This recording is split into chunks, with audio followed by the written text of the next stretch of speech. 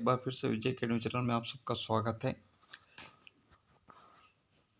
आप देख रहे हैं महाराणा अमर सिंह प्रथम। अब महाराणा अमर सिंह जो है महाराणा प्रताप के पुत्र थे। उसे महाराणा प्रताप की तरह ही महाराणा अमर सिंह वीर और साहसी और स्वाभिमानी शासक हुए। लेकिन महाराणा प्रताप की प्रसिद्धि इतनी है कि उनके आगे जो है अमर सिंह की प्रसिद्धि आज हमें जो है मद्दी नजर आती हैं। उसी प्रकार उनकी वीरता के सामने अमर सिंह की वीरताएं जो है दब चुकी है। यूँ कहा जाए कि इतिहासकारों ने अमर सिंह के बारे में कुछ वर्णन ही नहीं किया है, जबकि हम देखते हैं कि महाराणा अमर सिंह जो है हल्दी घाटी के युद्ध में भी जो है हिस्सा लेते हैं और युद्ध करते हैं। आप देखते हैं कि चित्र जिस प्रकार से आप देख पा रहे हैं, एक मुग़ल सेनापति के जो है सीने में किस प्रकार वो प्रहार करते हैं भाले से, और उस ज़मीन में जो है भाला समेत वो जो है गड़ जाता है।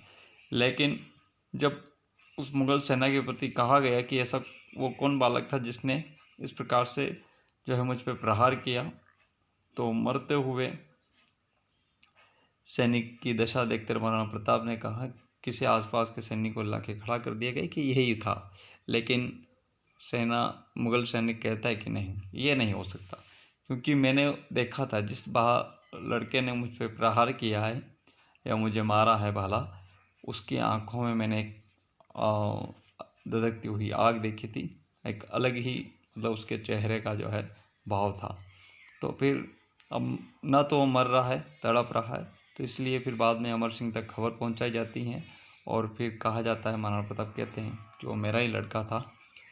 और अब वो व्यक्ति मरता नहीं है। अब वो भी अमर सिंह के उस समय वीरता की प्रशंसा करता है, लेकिन वो मरता नहीं है। तब किसी ने कहा कि मतलब या तो इसके शरीर से सारा रक्त बाहर आ जाए तभी ये मरेगा, अगर ये भाला निकाल लिया जाए तो इसकी मृत्यु शायद जल्दी हो जाए, तड़प तड़प के ना मरे। तो फिर अमर सिंह को भाला निकालने के लिए कहा जाता है। एक बार तो भाला निकलता नहीं है। जब अमर सिंह ने अपने पैर उसके सीने पर रख कर जो है फिर भाले को जोर से खींचा और फिर जो है वो मुग़ल सेना जो अपने प्राण त्याग देता है। अब उसके अंतिम समय मतलब प्यास लगती है उसको, जैसे भाला बाहर निकलते हैं, और फिर महाराणा प्रताप ने उसको जो है मरते हुए इंसान को हमारे यहाँ है कि गंगा जल पिलाया जाता है, तो उस मुग़ल सैनिक को गंगा जल पिलाया।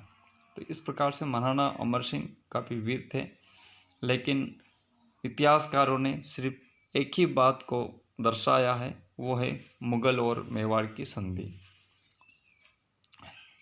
ये सच है कि मुग़ल और मेवाड़ के बीच में संधि हो चुकी थी, लेकिन संधि अमर सिंह करना नहीं चाहते थे, बल्कि उनके जो सरदार थे, अब लड़ते लड़ते जिसे हम देखते कि महाराणा उदय सिंह या उससे पहले भी मुग़लों से जो है मेवाड़ की सेनाएं लड़ रही थी, मेवाड़ के शासक लड़ रहे थे।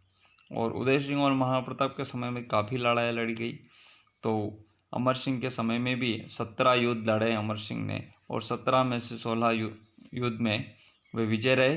केवल एक युद्ध जो है उनका एक युद्ध में उन्होंने हार मानी जाती हैं, बाकी 16 ही युद्ध उन्होंने जीते हैं 17 में से। तो अब यही यहाँ से अंदाज़ा लगा सकते हैं कि अमर सिंह भी अपने पिता की तरह एक महान शासक हैं, एक वीर शासक हैं। अब अपने बेटे करण सिंह और कुछ सरदारों के कहने के अनुसार जो है दबाव डालने के कारण अमर सिंह ने संधि कर ली, लेकिन संधि करते ही उन्होंने राजपाट को त्याग दिया और करण सिंह को वो शासक बना जाते हैं। इसलिए कॉम्पिटिशन एग्ज़ाम में अधिकतर जो है अमर सिंह के बारे में अगर सवाल आता है तो यही आता है कि ऐसा कौन सा शासक है मेवाड़ का जिसने सर्वप्रथम जो है मुग़लों की संधि स्वीकार की है, तो वह है महाराणा अमर सिंह। मुग़ल और मेवाड़ की संधि होती हैं। मेवाड़ इस संधि पर मेवाड़ के महाराणा अमर सिंह जो है हस्ताक्षर करते हैं। उधर जहांगीर का जो बेटा शाहजहाँ होता है वो जो है हस्ताक्षर करता है संधि पर। संधि में बहुत सारी शर्तें भी रखी गई थी। पहली शर्त तो ये रखी गई थी कि महाराणा कभी भी मुग़लिया दरबार में हाजिर नहीं होंगे और ना ही उसके सामने मस्तक झुकाएंगे।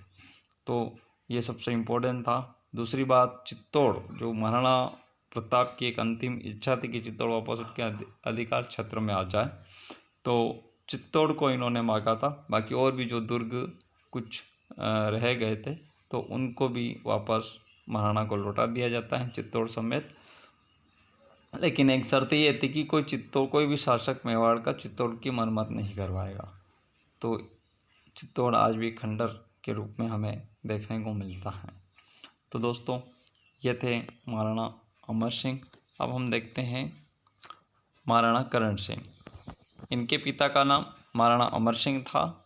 और अब महाराणा अमर सिंह का जो शासनकाल कब तक रहा, 1593 से लेकर 1620 ईस्वी तक इन्होंने शासन किया था महाराणा अमर सिंह ने।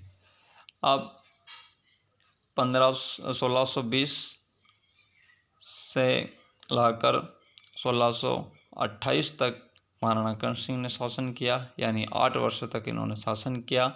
और कर्ण सिंह ने, अब देखिए संधि हो चुकी थी। अब संधि का मतलब यही होता है कि अब लड़ाइयाँ वगैरह नहीं हो गई, लड़ाइयाँ बंद हो चुकी हैं, आक्रमणकारियों ने आक्रमण करने बंद कर दिए हैं। तो कर्ण सिंह के समय में कुछ खास विशेष युद्ध दर्शनीय नहीं रहे। इन्होंने फिर दूसरी तरफ मतलब अब किसी राजा के पास में अगर कोई आक्रमणकारी नहीं बचता है तो उस समय में कुछ दूसरी सांस्कृतिक या कला आकृति में जो है दूसरी तरफ राजा ध्यान देते हैं। तो कर्ण सिंह ने भी कर्ण विलास महल का निर्माण कराया और एक महल और बनवाया इन्होंने जिसका नाम है दिलखुश। ये दोनों ही उदयपुर में स्थित हैं। इसके बाद महाराणा कर्ण सिंह ने पिछोला झील के मध्य में जग मंदिर महलों का निर्माण शुरू करवाया। अब ये जग मंदिर महलों का निर्माण शुरू करवाया जाता है, लेकिन ये कर्ण सिंह के शासनकाल में पूर्ण नहीं हो पाता है। ऐसा माना जाता है कि जहांगीर का बेटा जो शाहजहाँ था, अब जहांगीर और शाहजहाँ दोनों के बीच में लड़ाई हो जाती है तो जहांगीर महाराणा कर्ण सिंह से कहता है कि पिताजी से लड़ाई होगी तो मेरी रक्षा कौन करेगा। तब कहा जाता है कि 1622-23 के अंदर जो है शाहजहाँ जग मंदिर के महलों में आकर रुका था। महाराणा जगत सिंह, अब 1628 से लाकर 1652 तक जो है महाराणा जगत सिंह का शासन रहा। इनके पिता का नाम है महाराणा कर्ण सिंह, इनके पिता थे। और जग मंदिर महलों का निर्माण पूर्ण करवाया। जो कर्ण सिंह के समय में वो जग मंदिर निर्माण कार्य शुरू किया गया था वो पूर्ण नहीं हुआ था और इसी अधूरे कार्य को महाराणा जगत सिंह ने पूर्ण करवाया। इन्होंने जग मंदिर यानी जगन्नाथ मंदिर भी जो है बनवाया। उदयपुर के अंदर हम देखते हैं कि भगवान जगन्नाथ का मंदिर बना हुआ है। इसे सपनों में बना मंदिर भी कहा जाता है, यानी जगत सिंह के सपनों में भगवान विष्णु जो है साक्षात जगन्नाथ जो है अवतार उन्हें सपने में आते हैं और उन्हें दर्शन देते हैं। इसलिए इसे जो है जगदीश मंदिर या जगन्नाथ मंदिर यानी सपनों का मंदिर भी कहा जाता है। ये भगवान विष्णु का मंदिर है। इस मंदिर की शैली नागपुर शैली की उपशैली रही है, जिसको पंचय शैली कहा जाता है। 5 मंदिर है इसमें, छोटे छोटे। पंचय शैली का मतलब होता है कि एक मुख्य मंदिर और उस मंदिर के आसपास जो है अन्य मंदिर भी छोटे छोटे मंदिर बने हुए होते हैं। इस प्रकार से ये नागर शैली की उपशैली है।